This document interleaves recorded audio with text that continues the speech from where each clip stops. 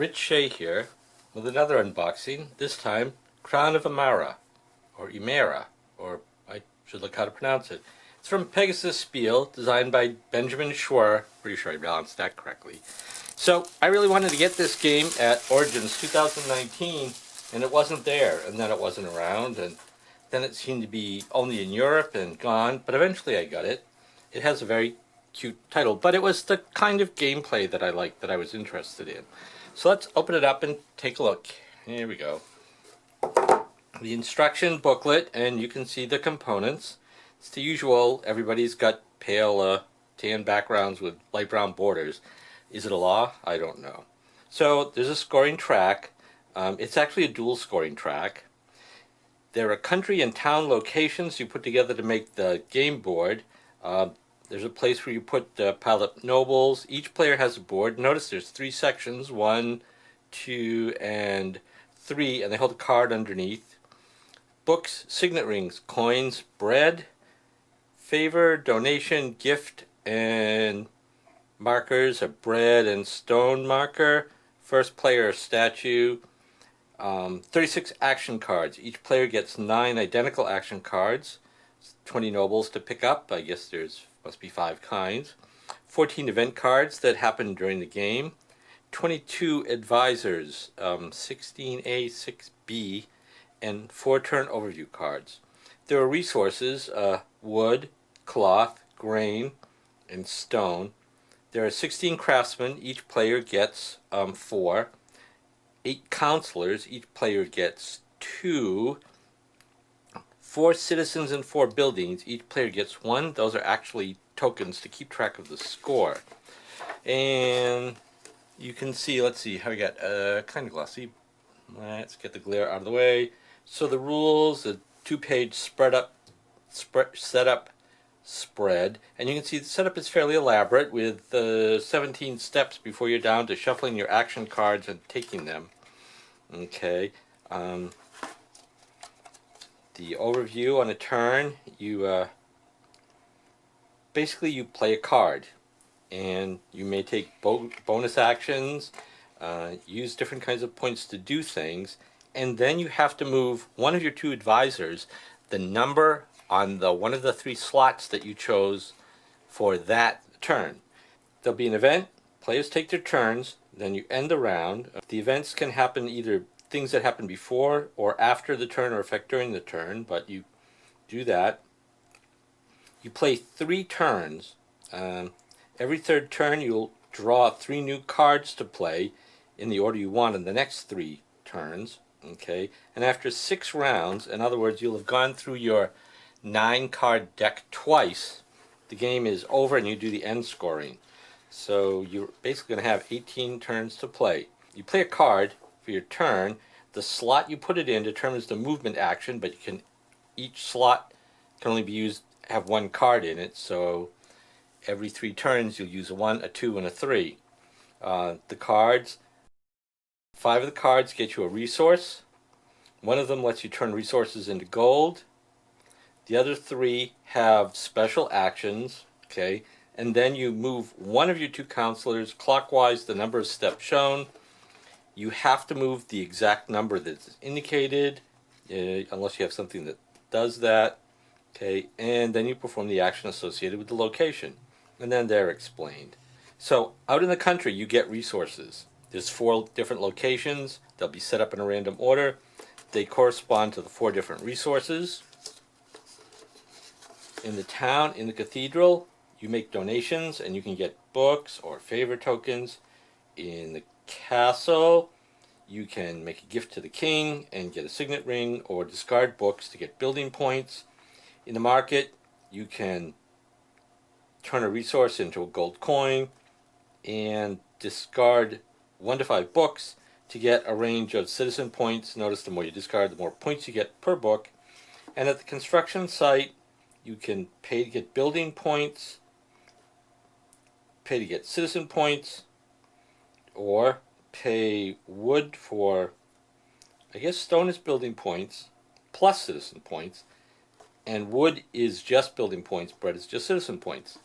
So why would you do these things? Well, that's how you win the game. The bonus actions You can increase your noble rank. I think that's worth citizen points. Hire a craftsman. That increases your production in the location where you put it. Recruit an advisor. Advisors give you citizens, and some of them also have bonuses. Some grant special abilities. Game ends after 6 rounds. Then there's some pity points. Signet rings get you 2 points. Gold coins get you a point. Some other things do. And the points can be either citizen or building points. The way you do that is your final score, compare your building and citizen points, and you get the lower of the two. So you're trying to keep those two things balanced. The tiebreaker is points with the other marker. Next tiebreaker is noble rank. Then citizen points from their nobility. Probably never going to be a tie, but it could happen. So the explanation of cards and tokens, these are advisors. They have a cost up the top. They have a time thing, always, a lightning immediate, one time, or a permanent effect. Then they have this would be lightning, 2 citizen points. It's a type A or B. This is a special ability. You always get, I think, an extra book when you do that kind of donation. Okay, so they're all explained. There's 1, 2, 3, 4, 5, 6, 7, 8, 9. Well, a bunch of advisors. Then there are type B advisors. The type B advisors replace the type A advisors when they get removed for some reason.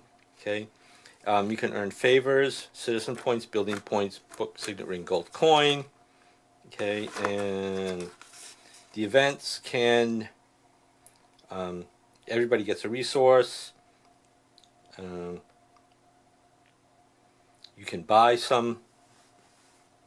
You can buy some victory point things, and rules changes for the current round. There's a solo mode included in the game, okay, and a score sheet for the solo mode, and variants where you just randomize the layouts instead of having city and country. You just push everything together. And another variant is you just take all your 9 cards, and every turn you take 3. But then the next time, of course, will only be 6, and then so on. So the game components, and there's a fair number of them, in heavy cardboard stock. Let's put this here. So here's like one of the country things that makes wheat. It has these 3 locations where you can put craftsmen, and each of the craftsman things, they cost a different amount. Stone and a wood, 2 wood, a wood and a cloth. Craftsman can let you take a resource, or the craftsman can perform this action. That's how it works.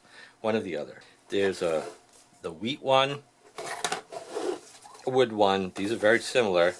Stone, and cloth, and you can see there's bread, book, and coin tokens on all these. Here's signet rings.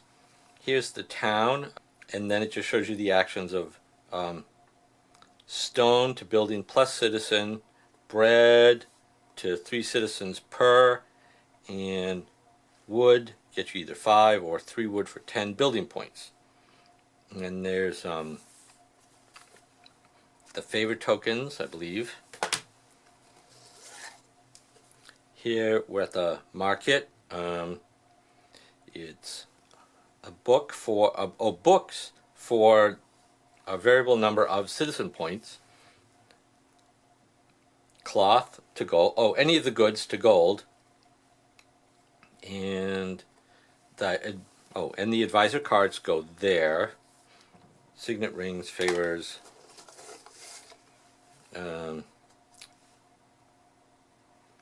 This is turn in 3 of an item, get a signet ring. Turn in a book, get 5 building points.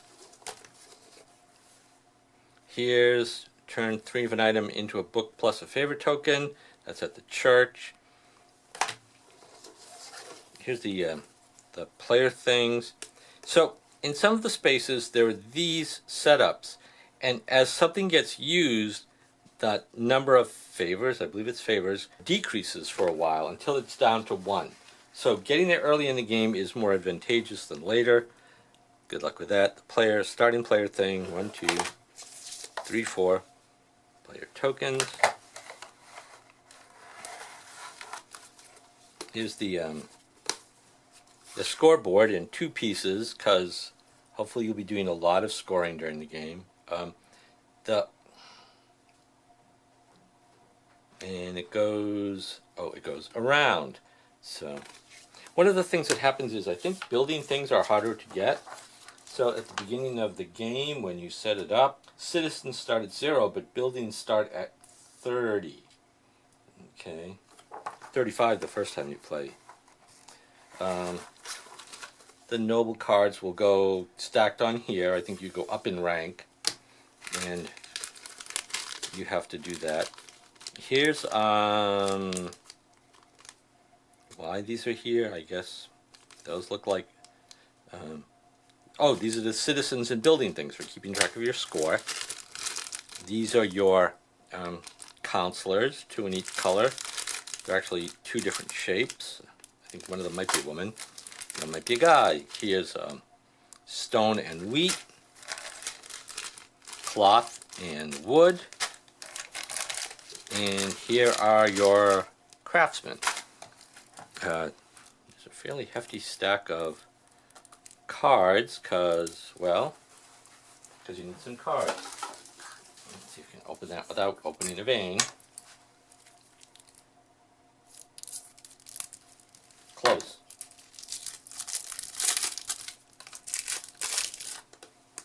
So here's your that cut's not from this. The blue players, 9 cards, yellow, green, red. Then there's the advisors,